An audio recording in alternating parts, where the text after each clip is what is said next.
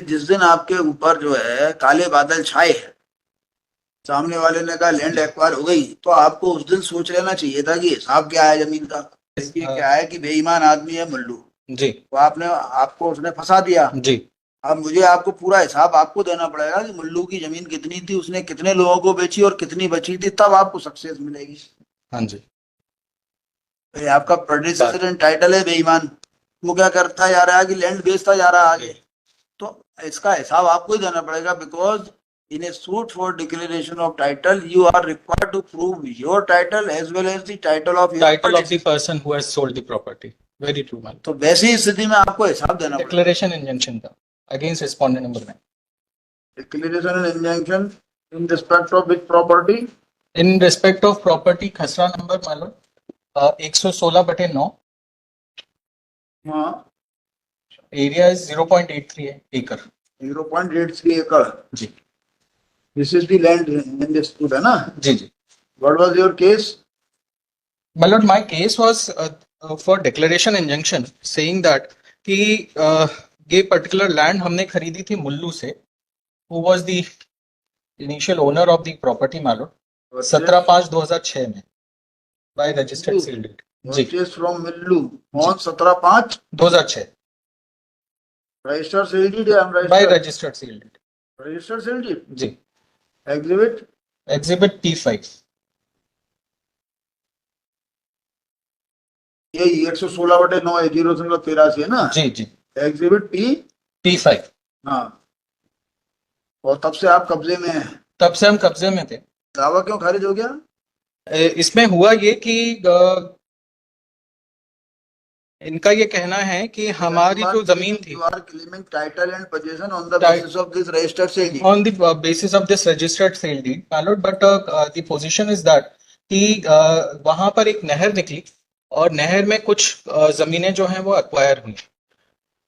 तो जो हमारे रिस्पोंडेंट हैं उन्होंने ये कहा कि हमारी जो जमीन थी वो पूरी की पूरी जो हमने मुल्लू से खरीदी वो पूरी की पूरी अक्वायर हो चुकी थी। रिस्पोंडेंट ने कहा, रिस्पोंडेंट ने डिफेंडेंट ने कहा कि आपकी लैंड जो है जिसका आप मालिक बोल रहे हो जी अपने जी आप को, वो लैंड एक्वायर वो अक्वायर हो चुकी थी and Mullu had no actually present उस समय पे लैंड उसके पास में नहीं थी जो उसका date of sale, on the date of sale Molla Mullu वो had no right to sell any land because he was out of any land. ऐसा ऐसा डिफेंडेंट का कहना ऐसा था। डिफेंडेंट का कहना।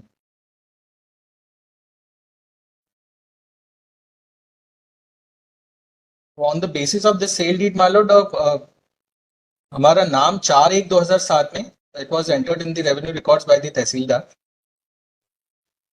तो मतलब both the courts have said that land was already acquired. Land was already acquired. ऐसा Therefore you don't acquire और वो मुल्लू के पास में कोई राइट नहीं था, कोई लैंड ही नहीं थी तो वो बेच नहीं सकता था।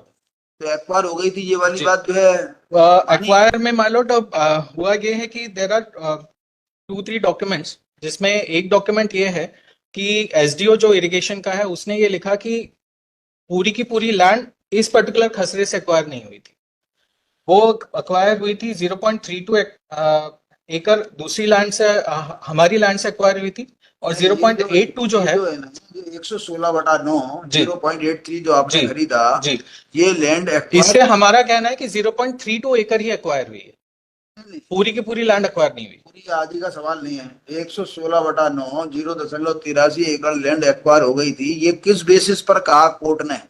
ये वहां पर उन्होंने नीचे 78 की एक सेल डीड बताई है और आर के अंसारी करके एक अधिकारी हैं इरिगेशन डिपार्टमेंट। एक्वायर कब हुई थी?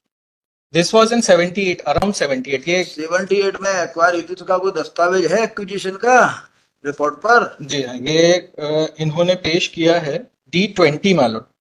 D20 जरा ये वाला इसका रिकॉर्ड दो ना, ऐसे 909/10 का रिकॉर्ड, इसको वाला घटा दो, ऐसे 909/10 का रिकॉर्ड दो भाई। both the courts have concurrently held that land was already acquired। जी अब क्या मिलेगा इसमें? लैंड ही नहीं मौके पे, ऐसा नहीं हमारा ये कहना है कि एग्जिबिट T4 जो हमने पेश किया था दिस वाज बाय द अनुविभागीय अधिकारी।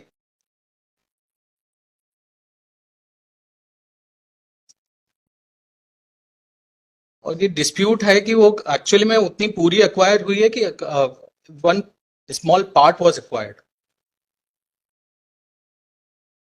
तो दस्तावेज इन्हीं के हैं। कितनी एकड़ हुई, ये कोर्ट बैठ के तय थोड़ी करेगा। नहीं, वो तो उसी बात पे हमने क्वेश्चन ऑफ लॉ इसलिए बनाया है कि वो वहां पे कमिश्नर अपॉइंट होना चाहिए था। है के लिए एकड़ पहले अपना जाके पहले निपट लो, कितनी एक्वायर हुई थी। आप तो झूठ बोल कर आए हो, आपने तो एक्विजिशन की बात ही नहीं की होगी। नहीं नहीं, वो आपने हमने तो वही। आपने तो एक्विजिशन की बात ही नहीं की होगी ना। जब आपको मालूम था कितनी एक्वायर हुई तो आप क्लियर कर लेकर आते कि 116 में से ये एक्वायर हो गया था, इसका नंबर ये है, हमारा नंबर ये। 116/9 एक्वायर हुआ था या नहीं हुआ था? क्या एक्वायर हुआ? हमारा ये कहना है 116/9 में से 0.32 एकड़ ही एक्वायर हुई है। और ये प्लेंट में भी हमने सब सारी चीजें ये उसमें भी आई हैं। कौन सा एग्जिबिट है? Exhibit T4। मैंने जो एक्विजिशन का जो कागज है वो कौन सा है? ये D20 के हिसाब से सेल डीड बताते हैं।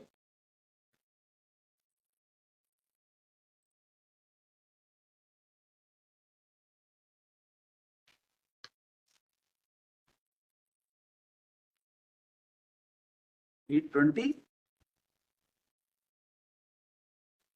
क्या T20 कोई कागज लगाया है यहाँ पे? या D18 भी है। D18 में उसकी सर्टिफाइड कॉपी शायद उन्होंने पेश करी थी।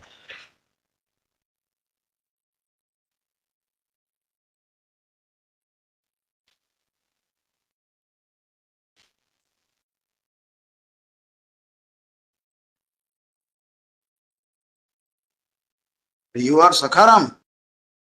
आई एम सफाराम।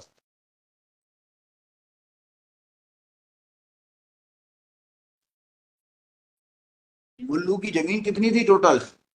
मतलब वैसे तो 10 एकड़ जमीन थी, वो अलग अलग समय में उन्होंने बेची थी। हमने जो खरीदी थी वो 17/5/2006 के। ये क्या है कि बेईमान आदमी है मुल्लू, जी तो आपको उसने फंसा दिया। जी।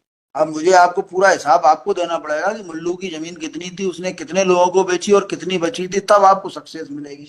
हाँ जी। ये आपका प्रेडिसेसर इन टाइटल है बेईमान। वो क्या करता जा रहा है कि लैंड बेचता जा रहा है आगे। तो इसका हिसाब आपको ही देना पड़ेगा, because in a suit for declaration of title you are required to prove your title as well as the title of the person who has sold the property. Very true man. तो वैसी स्थिति में आपको हिसाब देना पड़ेगा, अंदाज में नहीं चल सकता जी। और 2 कोर्ट्स की फाइंडिंग के बाद आप यहाँ खड़े हो। जी। both the courts have said that land was already acquired। हाँ। तो अब आप हिसाब बताइए, आपकी ड्यूटी है हिसाब बताना कि मुल्लू के पास कितनी थी, कितनी उसने बेची। ऐसे अंदाज में तो नहीं चलेगा, because you are in second appeal. Land was acquired और not, it is a finding of fact.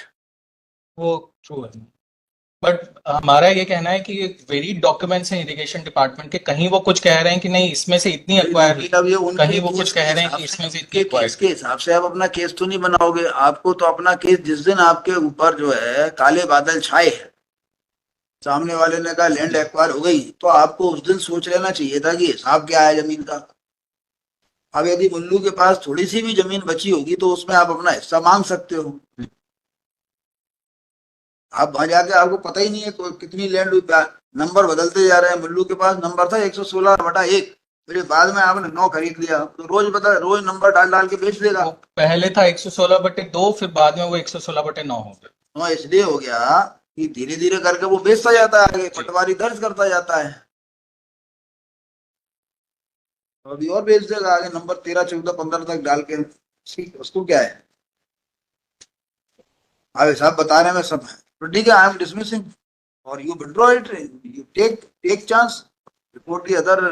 मान लो जमीन बची हो सकता है कि जो है नहीं बची हो, तो मुल्लू के खिलाफ आप पैसा वापसी का मुकदमा लगा देना। इतना मुकदमा लड़ने का, सेल डीड का जो खर्चा आया।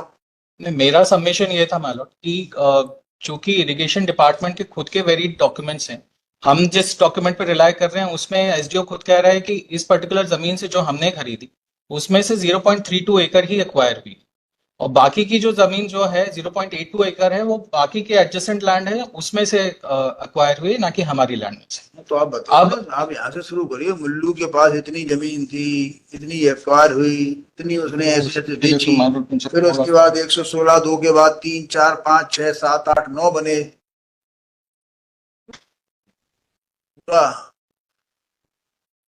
पूरा आपको अच्छे से जो है I'm understanding your lordship. In fact. हिसाब बताना पड़ेगा। Then a small prayer, my lord. May kindly take it as top of the list tomorrow. I'll prepare a chart with respect to that and we'll present it.